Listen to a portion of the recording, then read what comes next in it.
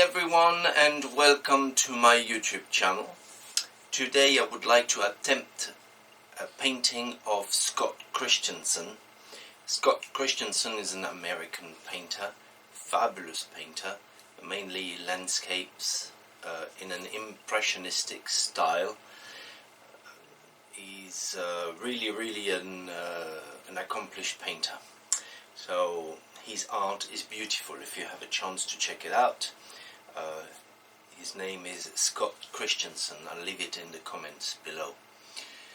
So today we are attempting a landscape of his, where I briefly explain about his colors, because the difference between many other landscape painters is that he uses a lot of greys, and these greys added with a little bit of red or blue or yellow gives him the value and the tint that he's famous for in his paintings. It is a very good way to paint. It gives you a solid base, especially about the value, and as we know, a value is very high in the importance of painting. So I have a pyramid system where on the bottom base, where it is very solid, if you imagine a pyramid, you've got composition first, then you have value, then you have color, then you have edges, and to finish with you have details. If you put the pyramid upside down, it won't stick, it won't stay. And many painters, many beginners will start the other way around. They want to put luscious color and details on their paintings, but often it doesn't work, because you have to have a system for it to work. So before I start that little demonstration, I'd like you to make you aware of my retreat here in the Dordogne, where you can come and learn how to paint outdoors in an impressionistic way. So if you are interested, please check out my website. The link is below.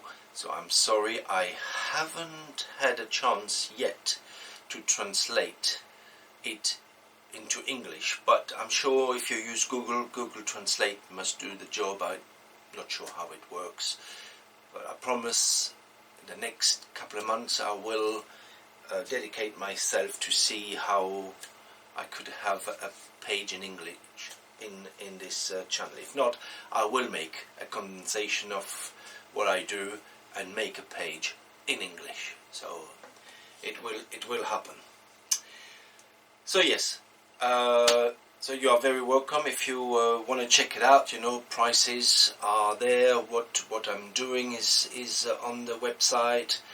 Basically, we come together, sometimes 2, 3, 4 people. I do not go over 4. The most I had is 5, and I think the quality gets a bit down if I have too many people. I rather concentrate on a smaller group, or even on one person. If you just want to come and learn how to paint outdoor, I've got also something set up. You are very welcome. So in the calendar, and the first page, and the landing page, you will have a calendar, and it starts in April. And these dates are just for groups. So at the moment I've got 2 days per month, as I only take 4 people. So yeah, I have 2 dates per month, and I haven't got anything else in, because I want people to call me or email me, and we talk about what they are after painting wise, what they want to learn, and then we make a schedule together and we block a date. So that's as simple as that. Okay, enough about this. Thank you very much for all the new subscribers, for the comments that you're leaving. It's really great. It starts to grow. We have nearly the 200 mark in 25 days, which I think it's great. Anyway, so thank you very much. If you carry on giving me a thumb, if you like the video, if you share, that is really, really, really great. So welcome to everyone, and let's roll the video. So there we have the palette. To start with, on the left we have titanium white, then we have a first grey number 3, a grey number 4, a grey number 6, a blue grey number 8, a pink grey number 8, then we have a pure colour ultramarine blue, yellow lemon and cad red. And here we have the mixes that are made with all these colours. So I pre-mixed everything just to gain a little time. We've got rosemary brushes and they're all flats. I briefly want to show you my setup. As I haven't got a picture of his landscape, I took it off one of his instructional videos that I've got. And I put it on my screen, so that's how I did set myself up to work on this picture. Also, the palette will be going on the right side of the easel. Let's take a little time to explain the choice of the colors. So he, as I said, he mixes the grays prior the start of his painting. So all the greys that you see here on the palette, I mean the mixes, in the middle you've got the darks and the highlights of the trees. Then on the bottom right you have got what is on the front plane of the painting, and then on the left is everything concerning the sky.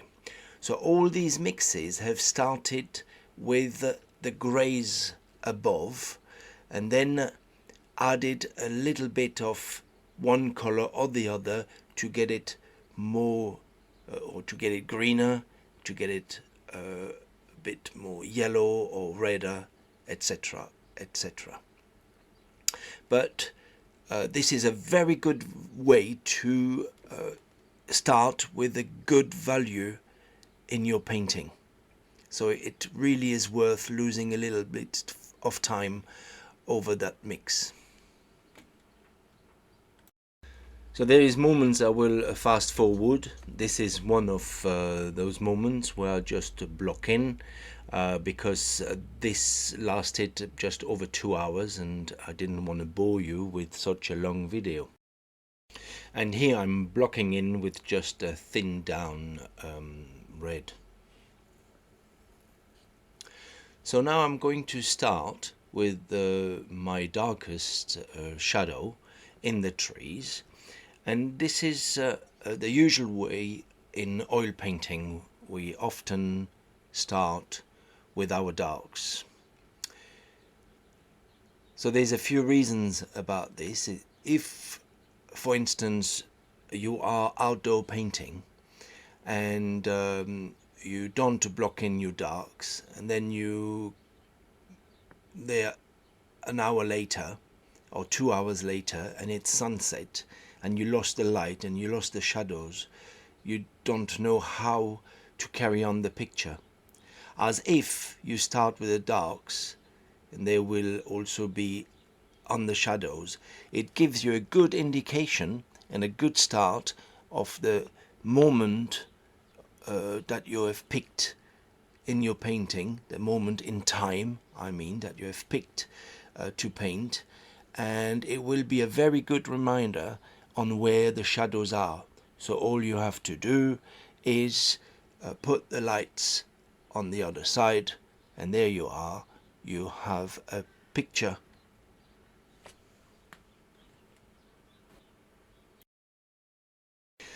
But it is not a general rule, because some painters start with the sky and then block in the shadows. I tend to start with my focal point and concentrate all my values and all my tones on that, and then I elaborate further on the rest of my painting.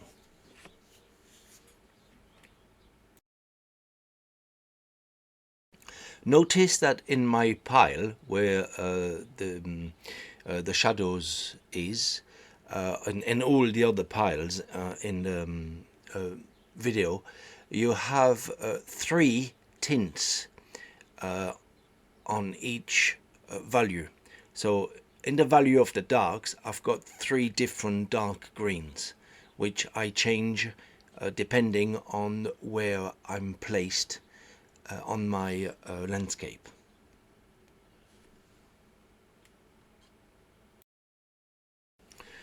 So in the front, I will use that third tint of my shadow values, as it needs to be just a fraction lighter, because it gets a little bit more light. It is in direct opposite with the sky, so all the planes who are flat do get more light, therefore are a little bit lighter. So there is not a lot into it. So, there is maybe half a tone, but it's a touch lighter. So in general, the values to keep in landscape are simplified in three values. One for the upright plants like the trees, and one for the plains and one for the sky. The lightest being the sky, then the plains, and thirdly the trees. And you could have a fourth value if you have a range of mountains, etc. But this is again a general rule that if you observe it, you have great success in your landscapes.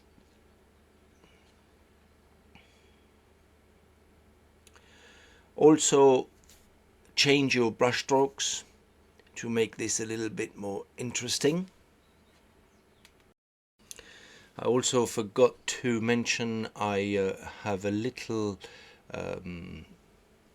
green for oil from Sennelier, which is one of my mediums, who helped me dilute the paint a little. Now we're starting to get in the highlights of the trees. So notice that I've got again once more three tints, but they all come from the same value to start with. So once have my main value, I add some interest by making it a little greener or a little redder, but I keep and I stay in the same value. This is very important, as a value change would mean direction change as well.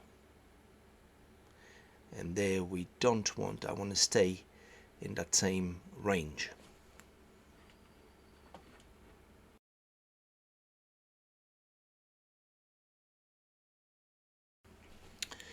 So as you can see, I vary my brush strokes, left, right, up, down, etc.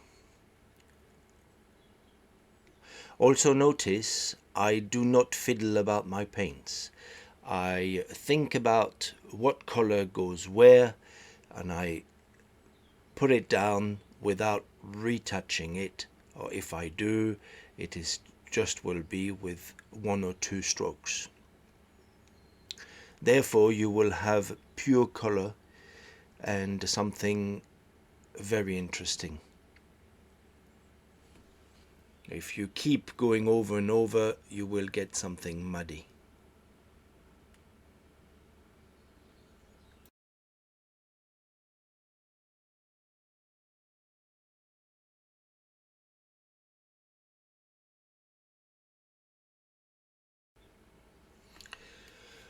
Once I have some greens that I noticed are in the ground as well, I will get it in the ground plane to harmonize the whole picture together. But because the ground plane has got a different value, you have to be very, very careful and only put a few strokes, not to disturb the equilibrium of the whole painting.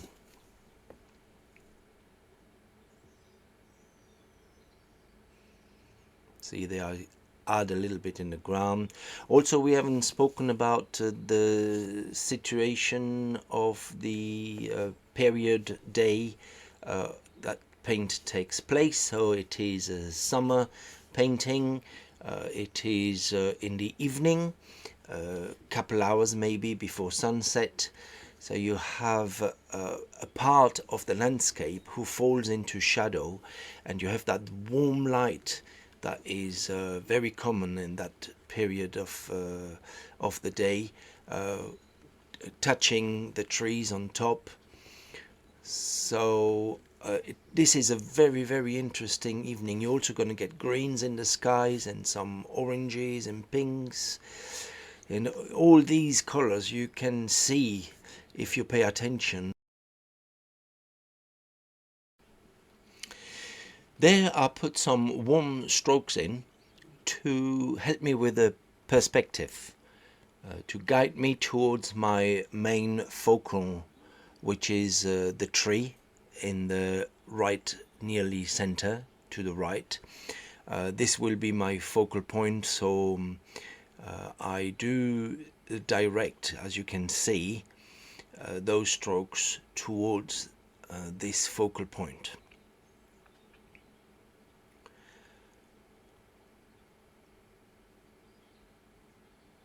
This is a trick who's very common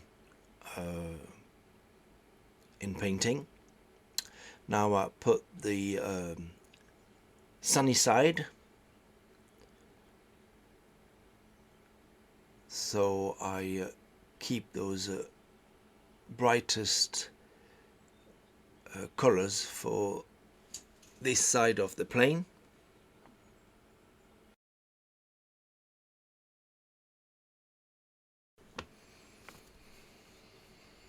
So there we are filling in the rest of that foreground. And as I go more to the left, I'm going to cool down that green again until I'm touching that shadow part. As you can see here, we get a little cooler. It's still warm, but we get a little cooler. So there is a nice transition between the shadow and the light.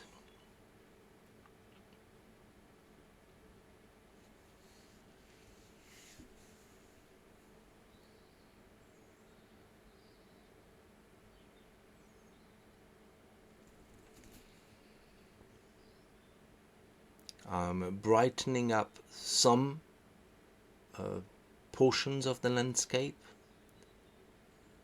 just where we would see the sunlight the strongest. But I am very careful not to overdo the value. I'm trying to keep around the same value.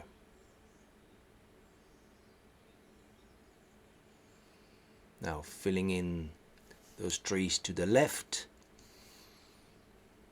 Strokes are much bigger and bolder because I do not want the attention to go on this tree or the one next to it.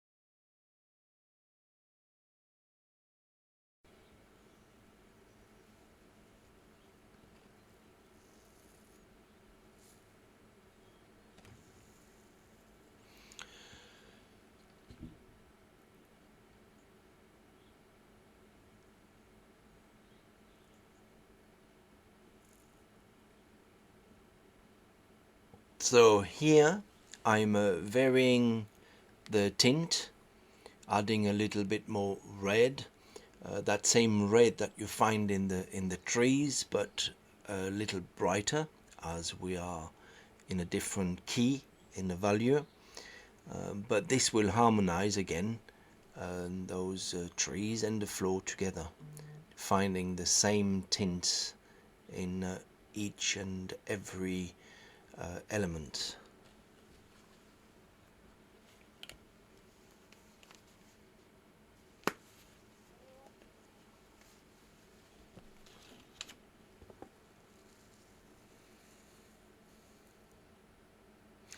I'm also adding some darks that I lost when I put the highlights in.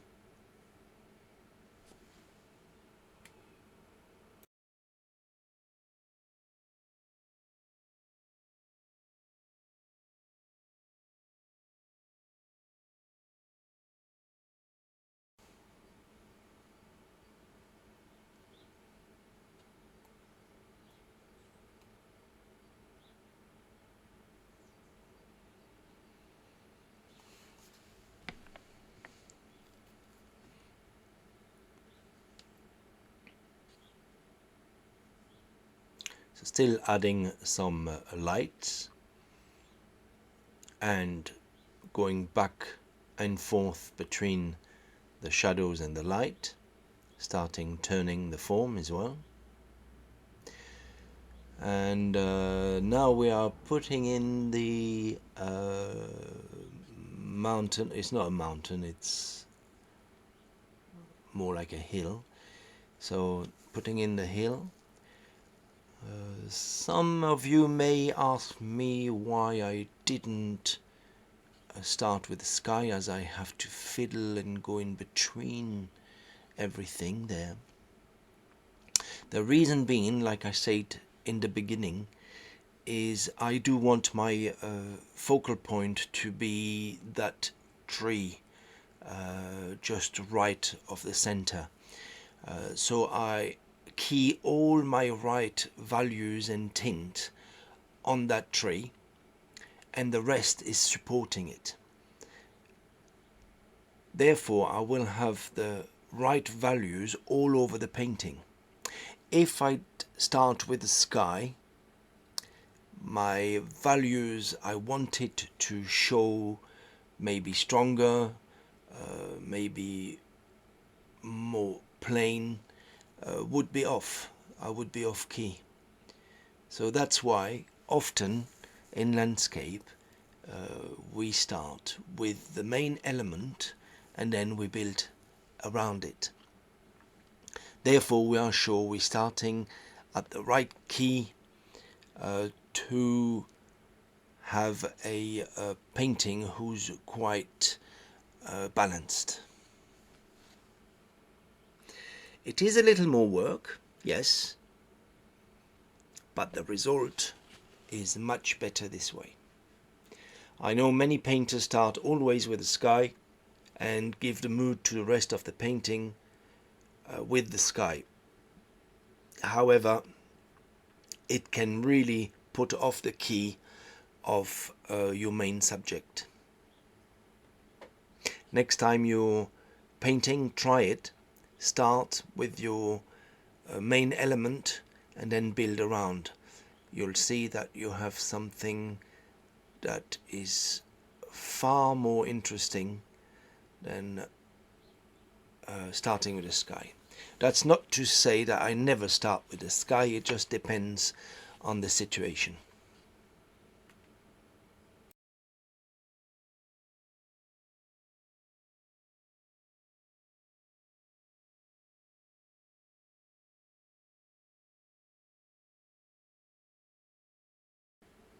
For example, here, see, putting in the sky, I can see if the value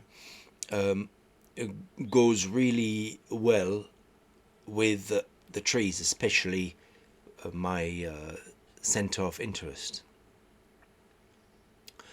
So moving on to the clouds, I'm adding a little red and a little yellow, as you could see, and all my mixtures contain all three of the primaries, just like we said in the beginning, but stronger with one or the other. But they all contain the three primaries, therefore I will have an harmony going on in my painting in any case.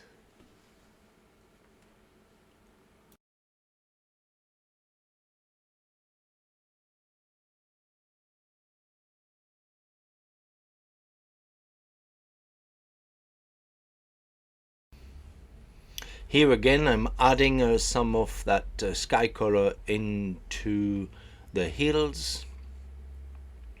I could have added a couple on the foreground or in the trees as well, actually.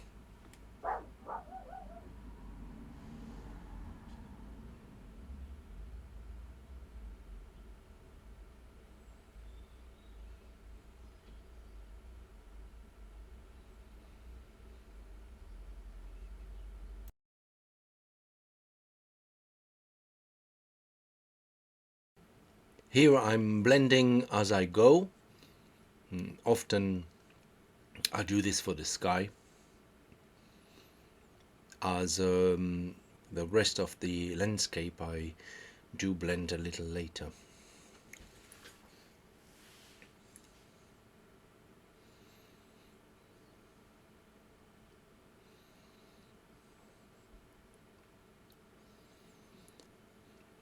So here I made a cool grey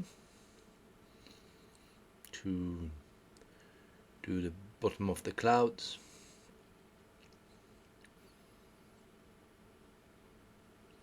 I will add some tints and shades into it later on as well.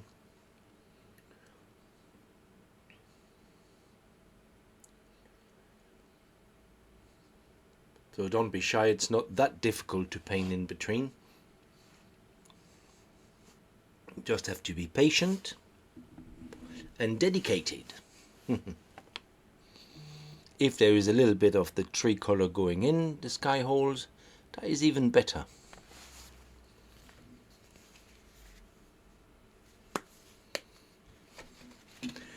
So now we put that green in the sky, that famous green that you see often just before sunset.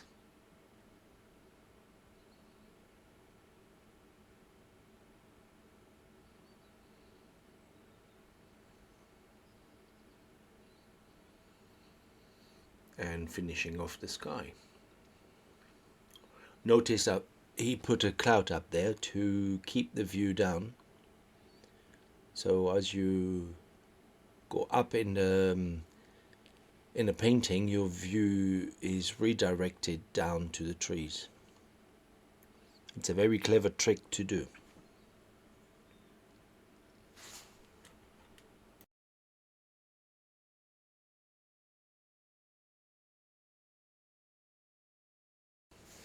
So now the main blocking is done, or painting I would say, that this is not a blocking anymore. I'm going to concentrate a little bit on my darkest darks and my lightest lights, on softening some edges and so forth.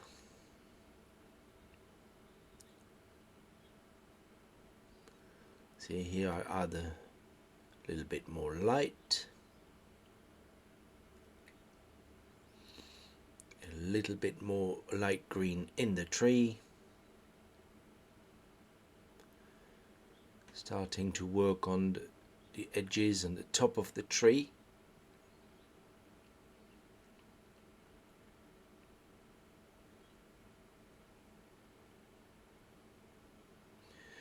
And then adding some darks again to really shape those trees now.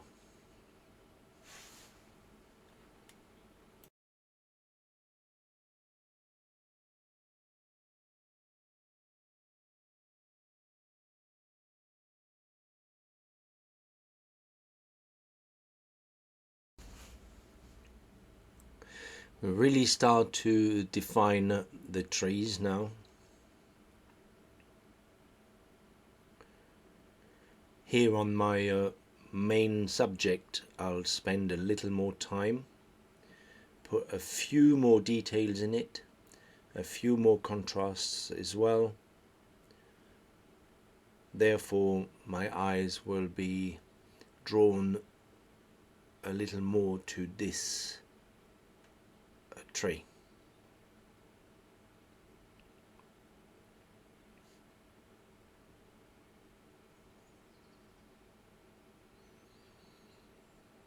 Now is the moment where you really shape everything.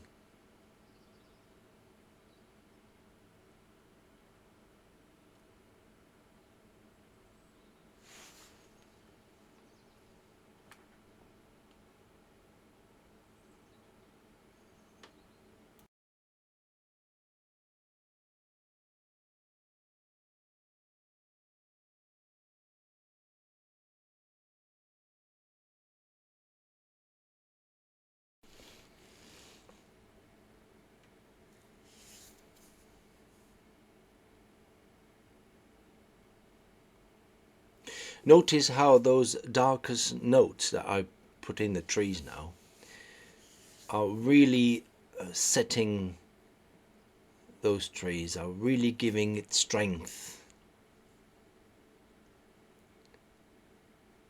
So you must be careful not to put them everywhere, but where they belong. And this will really strengthen the painting.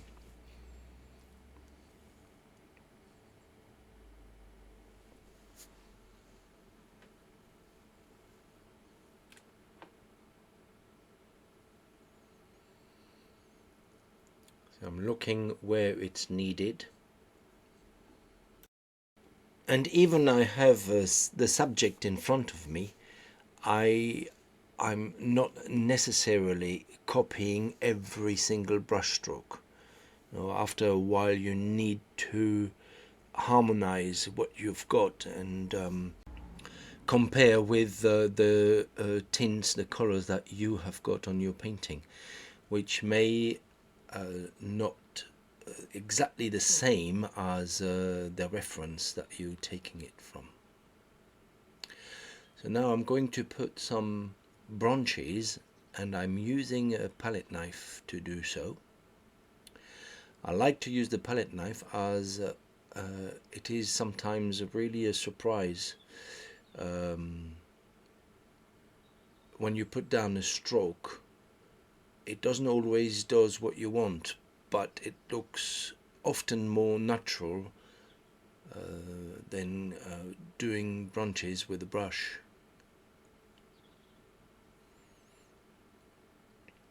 But this is a preference. You can do it either way.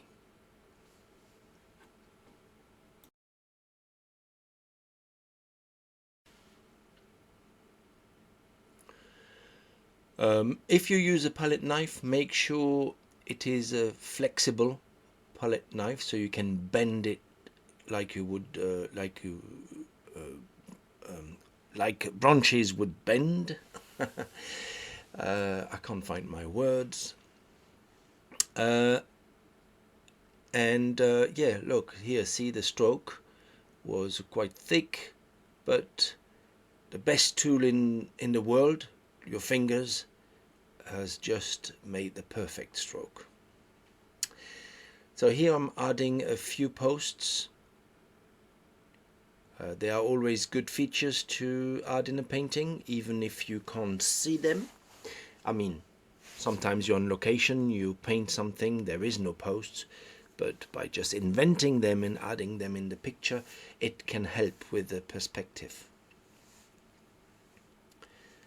So there we're adding some posts, so we have to be careful. They're not all the same size, they're not all perfectly straight, and then we can come back with a brush and just readjust everything.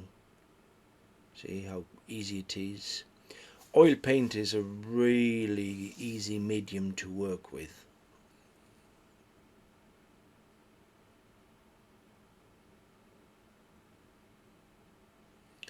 adding a few lightest lights, again just to help us to move into the composition. Now I've got a really big sheen on that foreground. It's a bit of a shame, but there we are. Never mind, I'll show you the end result at the end anyway. And now with the golden, Siri Golden of Rosemary, they are very, very soft brushes. They're actually made for water paint. But I go over everywhere, again, to soften the brush strokes. And this brush does a really, really good job. For those who don't know Rosemary & Co., she has her factory in Yorkshire. She has, to me, the best brushes in the world. I'll have tried many brushes, not to mention any make now, but I've got many different brushes, and since I know Rosemary, I think about 15 years now I use Rosemary brushes. I've never gone back to anything else. I tried a French company lately, you know, as I am in France now. I thought I'd use a company, apparently a very good company. Well, I'm not going to mention the name. It is really poor compared to what Rosemary does. It is a shame. It is a real shame. Anyway, so Rosemary, I think, is the way to go. And the brushes are good price too. Very good price. Often cheaper than what we can get here.